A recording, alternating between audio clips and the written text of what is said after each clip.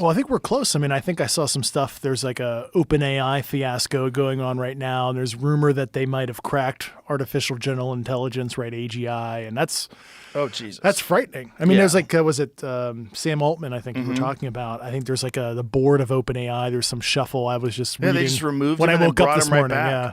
Well, they removed him, but then apparently the shareholders were like, what the fuck are you doing? And there was so much outrage that they're trying to bring him back. Instantly. So, but Elon had a very good point. Like, what was the motivation behind that? And when you think about the implications for humanity as a whole, because this is such an emerging technology that's so overwhelmingly powerful, what happened?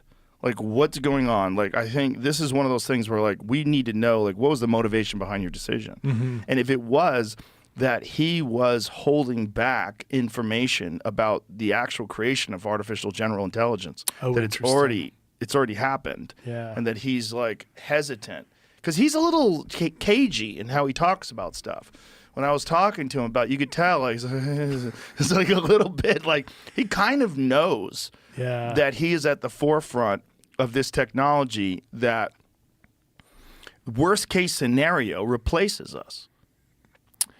Yeah, and going back to is it programmed with any kind of empathy, et cetera, depending on if it handles critical. I guess the thing I saw in the government, because I did a lot of cyber stuff in my career, is as AI gets more advanced, you create, say, offensive cyber tools that literally have a mind of their own.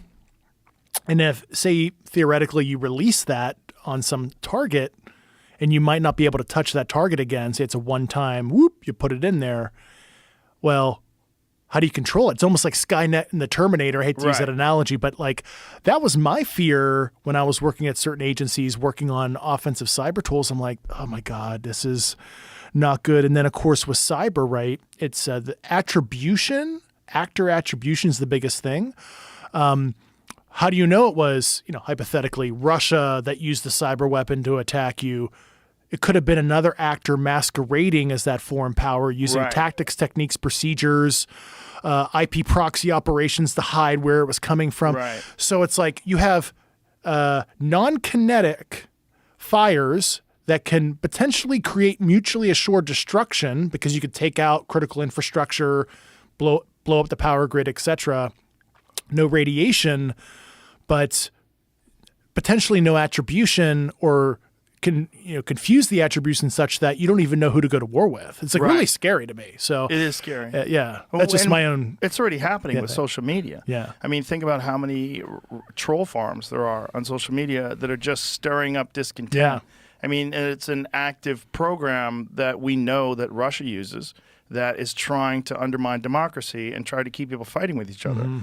And it's been very effective. And if you look at social media, it's just fucking chaos. It's just people yelling at each other, particularly Twitter or X, and Facebook. It's like a lot of what's going on. One of the studies showed that out of the top 20 Christian sites that are on Facebook, 19 of them are run by Russian troll farms.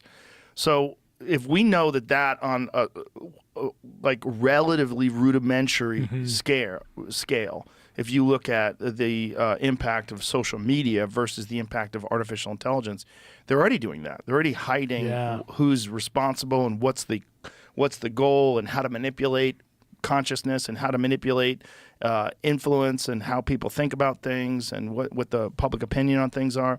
It's already very effective.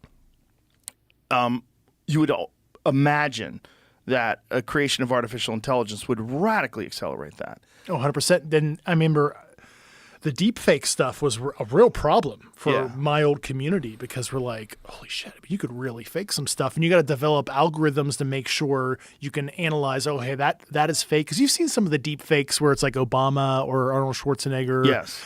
The Tom Cruise guy. Holy shit. That is crazy. Like you're going to be able to bring actors from the dead back at 100%. This point. You're going to have like Cary Grant doing a musical or whatever, Bruce Willis, who has some sort of a degenerative neurological condition, sold his likeness for the ability to make commercials and all sorts of other things. Like he's essentially saying he's fading, unfortunately, and now he will give this thing, which is this property, which is Bruce Willis, this famous person, and they will be able to create versions of him starring in films. Oh, and certainly if you train an AI model just like ChatGPT, you could actually get almost like what they would normally say, what their knowledge. 100%. And it's almost like having a permanent historian too. You could like, if you want to talk to Clint Eastwood about his films in the 60s after Clint Eastwood, passes, may he live forever, but like it'd be crazy. It'd be really interesting. But I mean, he might actually be able to give you advice. He might be your personal advisor. I know. That'd be cool. I mean, that's probably one of the things that's going to come out of this. But when we think about empathy, we also think about just human beings and the way we communicate and interact with each other. Empathy is very important. And also compassion and forgiveness. All these things are very important qualities because we recognize that we're very flawed. But when you create something that is not flawed, then the need for empathy, the need for all these things that we attach to human emotions and human reward systems, they'll no longer be a significant issue because you're going to be dealing with something that operates on a higher plane. It might be the answer to all that ails us, which is so terrifying for us because we recognize that what we derive, the joy that we derive from love, from